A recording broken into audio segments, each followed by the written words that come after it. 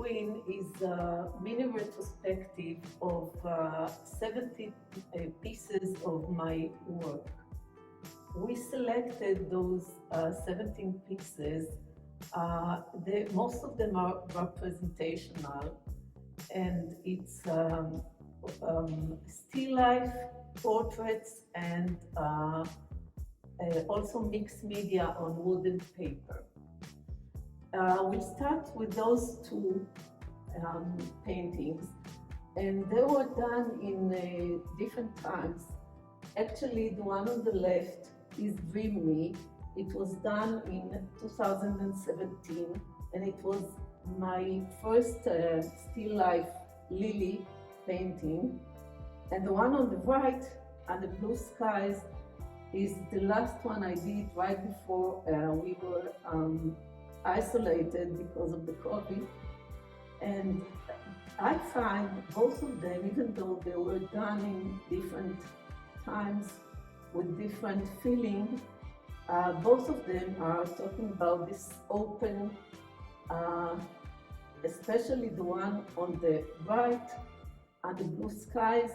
Knowing that we are going to be isolated, I open this to the sky, to the air, to this feeling of peace and freedom.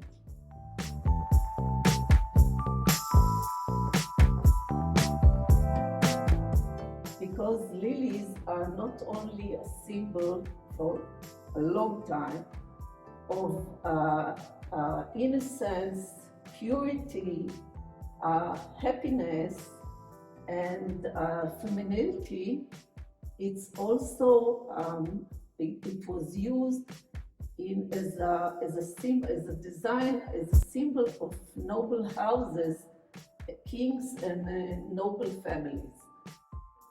What I loved about the lilies is that the part that is outside is as beautiful as the inside.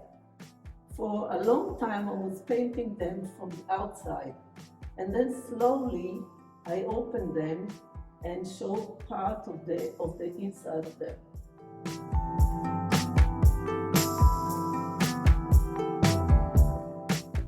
Most of them are were painted in my studio, at Studio 18.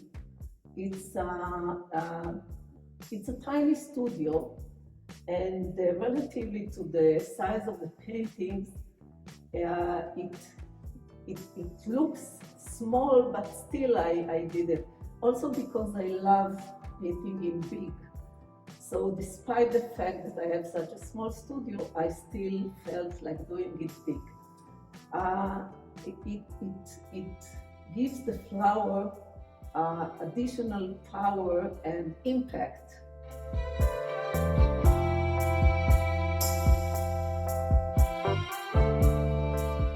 I do, and I also take pictures a lot in nature. Yeah, I love nature.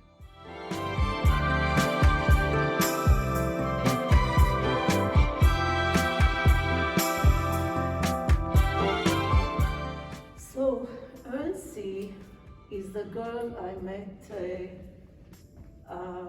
in the supermarket.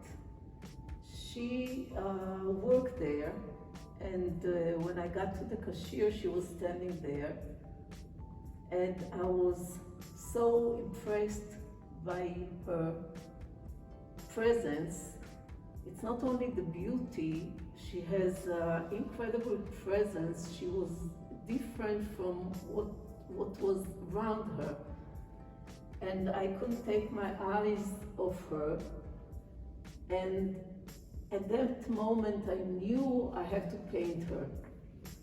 It was the first time I asked anybody to be painted, to be my muse, to be a model. And I was afraid, of course, of asking her. So I went out and got back in, and I asked her, and she immediately agreed. And then I painted the two paintings of her. One is this one, A Place Inside, and the other one is downstairs. And A Place Inside I felt like she is in her own world. She is concentrating in something inside of her. She is with eyes closed, with ears closed, but still she is inviting, and she is very peaceful. The other portrait is all alone. She was photographed in Nepal. My friend just saw her and took pictures of her. She was in an orphanage, so she was all alone, and that's how I titled that.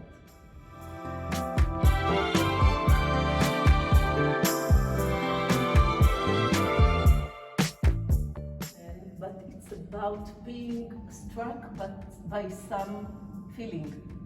I have to connect somehow with the feeling, with something that the person tells me, with expression, with something internal. And it's not only about women, I paint on also men, but with the same feeling.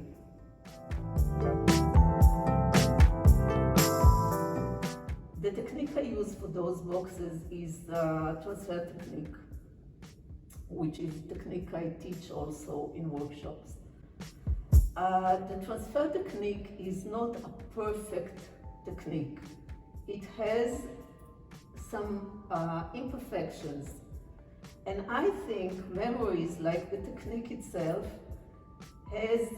memories have imperfections. It's what we remember in part. It's what we've been told about. It's what we feel about. And it's not completely objective. It's made of pieces and parts that with time we created this memory. So I was very interested both in the technique and in executing it to those boxes. And those boxes I did while we were isolated. And I took family pictures and I looked at them and I started to elaborate them. So I put those images on top of tapestry, Polish tapestry, because I was born in Poland and my family came from Poland. So I found Polish tapestry that reminded me of a tapestry we had at home.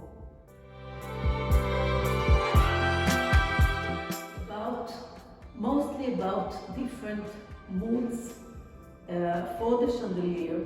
It can be foggy, rainy, dark, but the chandelier is always there. Sometimes it's fading into the background, but the light, the internal light, is symbolic. It's like a guidance more than light. It's also about the shadows that I am considering. I'm looking at shadows in a positive way. For me, shadows, it's resilience. For me, shadows, also in our lives, it's what makes us stronger, or me stronger. So those are positive shadows.